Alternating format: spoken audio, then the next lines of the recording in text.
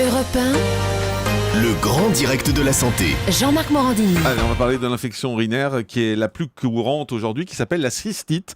Chaque année en France, on estime qu'entre 10 et 20% de la population en souffrirait, ce qui est beaucoup quand même. Quelles sont les solutions pour la soigner? Docteur Martine Pérez, on va voir ça avec vous. D'abord, l'infection urinaire, c'est quoi précisément? C'est un virus? Pas du tout. Alors, pas Ah du tout. Non, il y a à peu près 2 millions de femmes qui en ont chaque année. J'imagine qu'il y a beaucoup d'auditrices qui vont nous écouter avec intérêt parce que ça concerne vraiment toutes les femmes. Et que les femmes ? Mais alors, pour les hommes, c'est plus compliqué. Je vous expliquerai tout à l'heure parce qu'effectivement, c'est un peu injuste. Pour des raisons anatomiques que je ne détaillerai pas, qu'est-ce qui se passe quand il y a une infection urinaire ? Eh bien, des germes qui colonisent d'habitude le tube digestif remontent dans la vessie par le biais de l'urètre et s'installent dans la vessie. Et d'ailleurs, il y a beaucoup de germes dans la vessie, mais souvent, ils sont éliminés très rapidement avec l'urine quand on boit beaucoup. Et puis de temps en temps, eh bien, pour des raisons, parce que des femmes qui ont des sensibilités particulières, ou parce qu'elles n'ont pas assez bu, eh bien, elles commencent à avoir une infection urinaire. Et ça, je peux vous dire, c'est pas marrant du tout. Elles commencent à avoir des sensations de brûlure. Et puis des fois, c'est des douleurs épouvantables. Ça peut être très très brutal. J'ai des amis journalistes qui me disaient, je dois passer à la télé, mais c'est atroce. Qu'est-ce que je peux faire ? Donc ça peut être très très brutal. Il peut y avoir un peu de sang dans les urines. Et a priori, ça peut être très douloureux, mais ce n'est pas très grave. Alors, il y a plusieurs questions parce que vous avez dit plein de choses. La première, c'est brutal, ça veut dire ça survient d'un coup. Dans la majorité, ça dépend des femmes. Il y a des femmes qui sentent l'histoire venir parce qu'elles ont l'habitude. Ouais. Quand on a l'habitude, on sent le petit moment où ça commence à pas être tout à fait normal. On a souvent envie d'aller aux toilettes, mais finalement, ça marche pas très fort.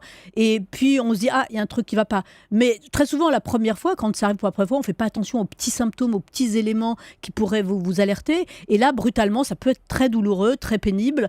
Mais voilà. Mais il faut savoir que en général, c'est pas grave du tout. Et vous avez dit également, c'est des femmes qui boivent pas beaucoup.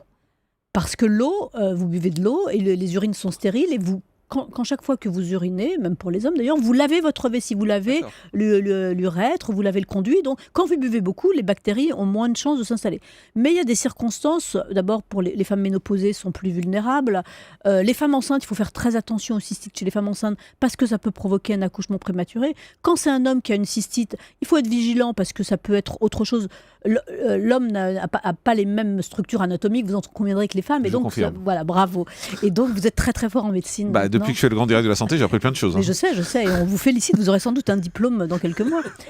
Et donc, pour les hommes, il faut se préoccuper. Une cystite, pour un homme, c'est pas banal. Et aussi chez les enfants, parce qu'il y a des cystites chez les enfants qui se manifestent que par de la fièvre. Alors, souvent, les pédiatres sont appelés, mon enfant a de la fièvre, et on se rend compte qu'en réalité, il n'y a pas de signe évident. Donc, on fait une analyse d'urine et on fait le diagnostic comme ça. Alors, les symptômes, on les a compris, c'est des brûlures quand on urine, un espèce de poids au bas du ventre, un espèce de malaise, c'est ça ? C'est vraiment désagréable. Ça peut être très, très désagréable. Alors, il faut boire, en fait, pour que ça passe ? Alors, première chose, il faut boire. Alors, si vous savez exactement ce que vous avez, si vous en avez déjà eu, votre médecin, il n'y a pas beaucoup d'analyses à faire. Si vous avez l'habitude d'en faire, votre médecin peut vous donner déjà des traitements minutes, c'est-à-dire que c'est une prise unique. Ah, d'accord. Oui, on n'est pas obligé de faire des analyses d'urine tout de suite. Marcel a pas l'air d'accord, mais il donnera son point de vue, je l'y autorise, bien sûr. Vous êtes bien bonne aujourd'hui. C'est votre jour de bonté.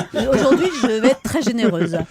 Et c'est pas tous les jours comme ça, mais aujourd'hui, ça va être très bien. Et donc, si cette patiente, cette femme a l'habitude, elle peut s'auto-traiter, elle peut avoir des bandelettes urinaires, il y a un petit test, un autotest qu'elle peut faire elle-même, elle a des symptômes qu'elle connaît, elle prend un sachet, elle boit beaucoup, et normalement, au bout de 2 ou 3 jours, l'infection urinaire disparaît. Docteur Richoux. Alors, c'est pas que je suis pas complètement d'accord, mais je voudrais apporter quelques nuances. Parce que l'infection urinaire, c'est pas quelque chose de banal. Ça peut cacher des choses importantes et surtout, ça peut se compliquer. La grande complication, comme l'a expliqué Martine, c'est que c'est une infection des urines, donc du liquide. Mais le grand danger, c'est que ça infecte la paroi et notamment que ça remonte au rein et ça donne là quelque chose qui est beaucoup plus grave, ce qui est une pyélonéphrite.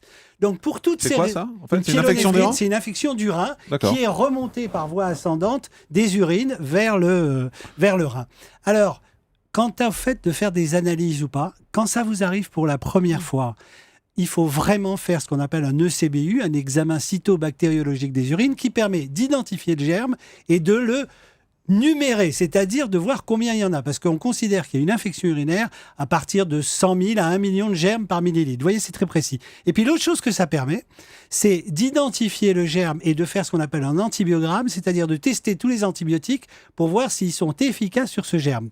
Parce qu'au cas où on aurait donné un médicament et que l'infection ne serait pas, on s'en serait pas débarrassé, il y a un risque de complication. Donc, vous voyez, j'apporte quelques nuances. Oui, c'est vrai pour des gens qui ont l'habitude, etc. Mais en revanche, pour des gens pour qui ça arrive la première fois, ne vous précipitez pas sur les antiseptiques urinaires à la pharmacie. Faites 2 examens, un ECBU, examen cytobactériologique, et une échographie rénale pour voir s'il n'y a pas une cause de difficulté à l'écoulement de l'urine. Docteur Clerget. Oui, je voudrais apporter un témoignage personnel, enfin plutôt une femme de ma famille âgée, qui prenait des anti-inflammatoires à tire-larigot parce qu'elle avait des problèmes rhumato, comme souvent les personnes âgées. Et du coup, ça a masqué les signes. C'est-à-dire qu'il n'y avait pas les douleurs que Martine décrit très bien. Et après, il y a eu une septicémie, comme on l'a dit Marcel, mais il n'y a pas eu de fièvre à cause des anti-inflammatoires. Et du coup, ses reins se sont fusillés parce qu'effectivement, on s'est rendu compte de rien. Donc, attention aux personnes âgées qui prennent des anti-inflammatoires en permanence. Il faut de temps en temps faire des pauses pour s'assurer qu'il n'y a pas des problèmes sous-jacents.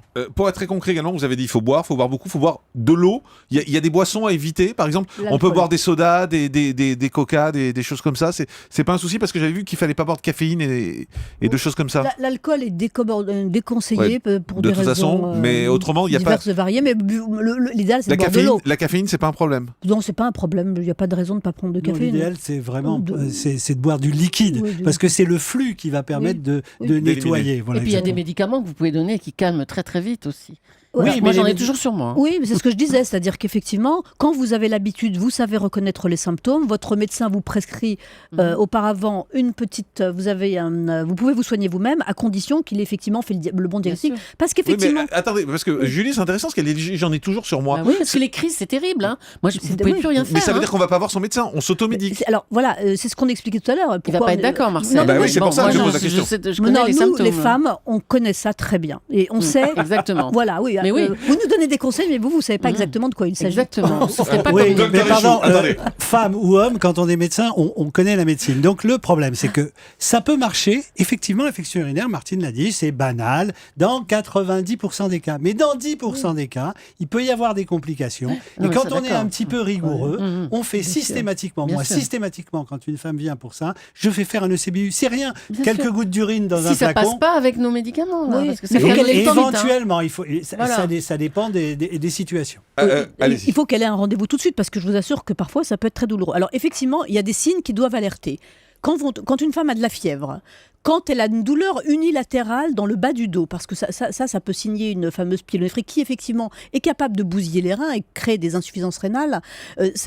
Voilà, ça c'est la douleur dans le dos unilatéral, la fièvre, ce sont des signes de gravité qui doivent inciter à consulter le plus rapidement possible. Il y a plusieurs médicaments ou il y a un seul médicament ? Moi c'est le Rufol, je peux le dire ?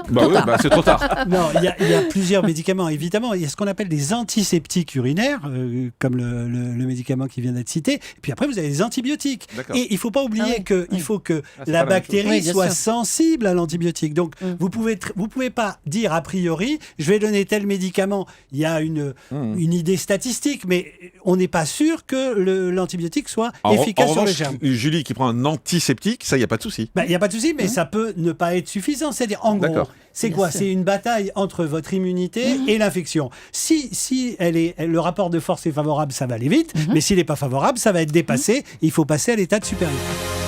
Europe 1. Le grand direct de la santé. Jean-Marc Morandini.